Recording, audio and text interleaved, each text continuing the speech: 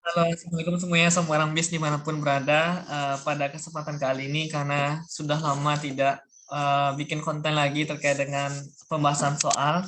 Nah, sekarang ini untuk lagi adik-adik persiapan OSN tingkat provinsi.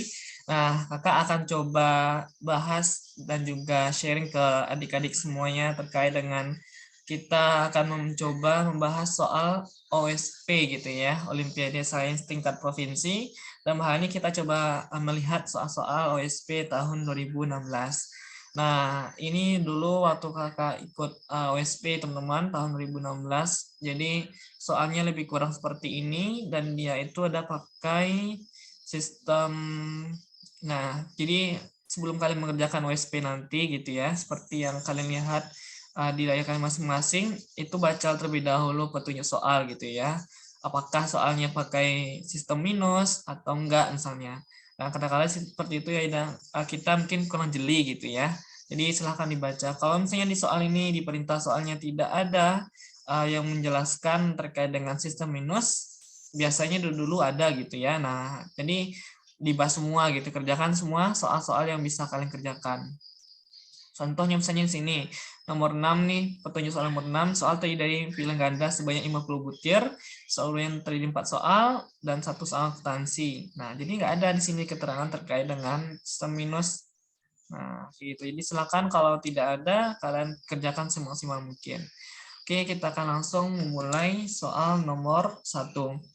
Nah, di sini untuk adik-adik semua yang di sini ya, soal pertama kalau kita lihat ya, soal pasti dimulai dengan kalau nggak bahasa Indonesia, bahasa Inggris. Tetapi tahun 2016 langsung memulai dengan bahasa Inggris.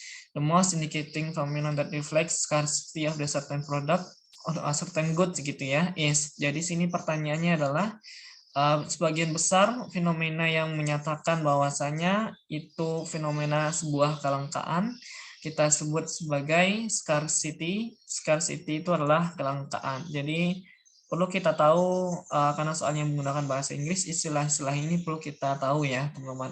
Scarcity artinya apa? Misalkan pilihan, choice misalnya, terus goods, bads gitu ya. Nah, itu istilah-istilah penting dalam ekonomi perlu kita ketahui. Nah, mana kira-kira jawabannya fenomena kira-kira paling menggambarkan terkait dengan kelangkaan suatu barang? Nah, jadi mungkin kalian jawab misalnya kalau kelangkaan kan jumlahnya terbatas gitu ya. Berarti kita tahu jumlah sangat terbatas. Jadi kalau kita katakan jumlah sangat terbatas, berarti kita sulit menemukannya. Intinya adalah sulit menemukan. Nah, kalau soal seperti ini kira-kira gimana kalau kita sulit menemukan? Nah, paling yang bikin kalian ragu itu adalah jawaban antara B dengan D. The demand for the corresponding good rises and rises. Jadi permintaan barang semakin meningkat. Misalnya kalau barang-barang yang semakin sulit kita temukan ya permintaan semakin tinggi. Tapi yang paling menggambarkan jawaban nomor satu ini adalah D.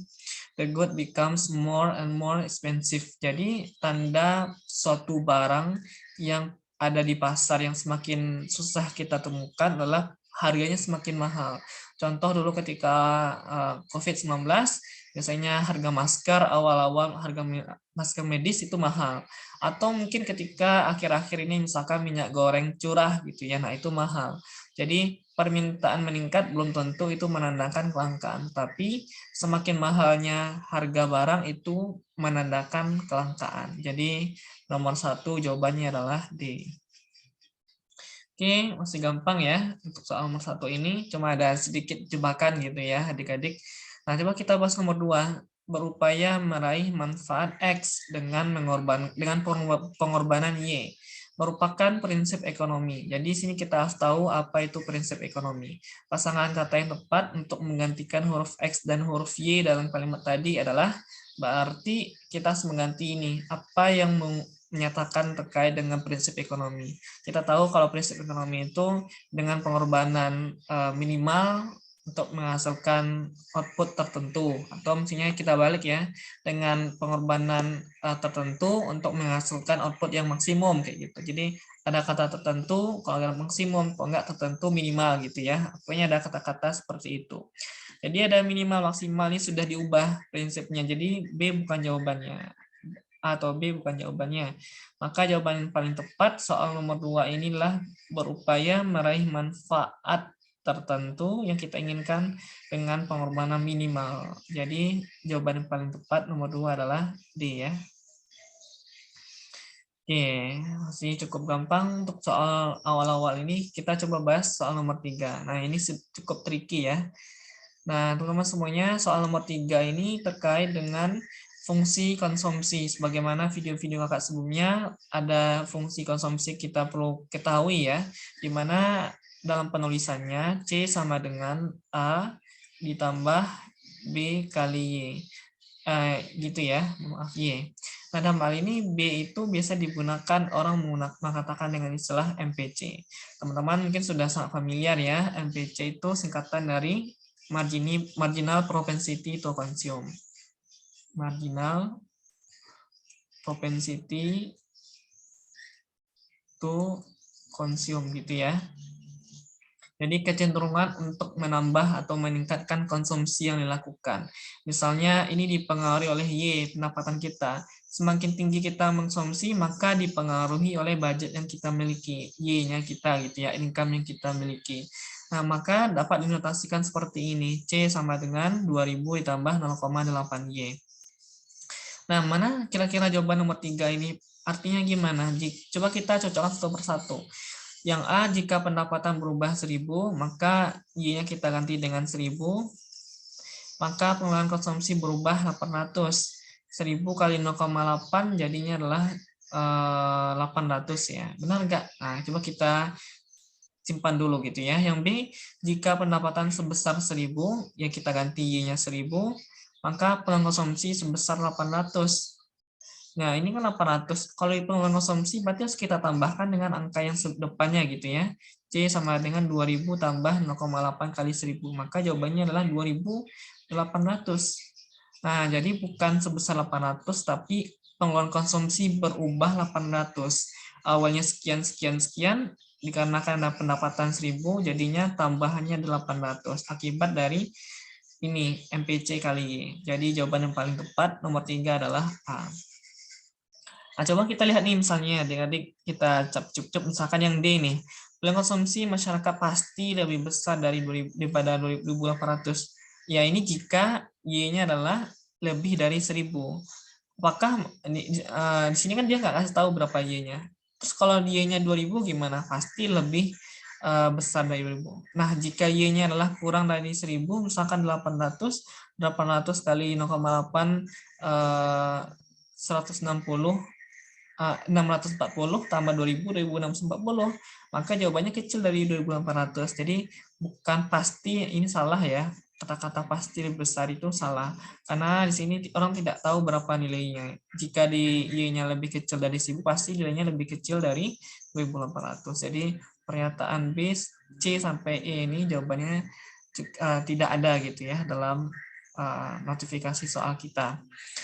Nah, berikut mungkin soal terakhir yang kita bahas, pengenaan pajak penghasilan yang lebih besar. Berarti ini adalah, kalau kita tahu, pajak penghasilan berarti PPH ya. Pajak penghasilan lebih besar akan berakibat pengeluaran konsumsi sektor rumah tangga menurun. Jadi, ibaratnya penghasilan kita awalnya adalah 3 juta, pajaknya adalah 2,5%. Nah, tiba-tiba pajaknya dinaikkan, jadinya adalah 3,5%. Otomatis gaji bersih yang kita terima dari 3 juta, karena dinaikkan pajaknya 2,5% ke 3,5%, artinya adalah 1%, maka ya kita harus bayar pajak lebih, sehingga konsumsi kita menurun. Maka jawaban yang kira-kira tepat adalah yaitu B, pendapatan disposable masyarakat berkurang. Apa itu pendapatan disposable? Nah, pendapatan disposable inilah pendapatan yang siap dibelanjakan. Nah, artinya adalah pendapatan yang benar-benar siap kita pakai. Ibaratnya adalah seorang bapak gitu ya, dia awal bulan gaji 3 juta, nah dia harus berikan ke istri dan anak-anaknya atau ibu dan anak-anaknya gitu ya. Nah, dia harus berikan ke keluarganya, gajinya 3 juta. Tapi karena dikenakan pajak, ya pendapatan bersih dia, pendapatan yang siap dibelanjakan oleh keluarga dan anaknya berkurang. Dia harus berpajak, distorkan pajaknya. Jadi pendapatan dia berkurang kalau kenakan pajak.